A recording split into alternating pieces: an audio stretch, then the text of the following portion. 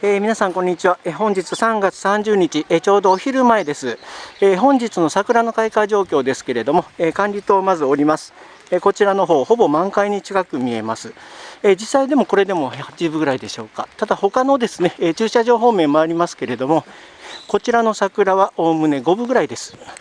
こちらも画像ではほぼ満開に見えるんじゃないかと思いますが、ほぼ5分咲きですね。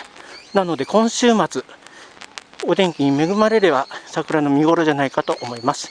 皆さんのご来園お待ちしております。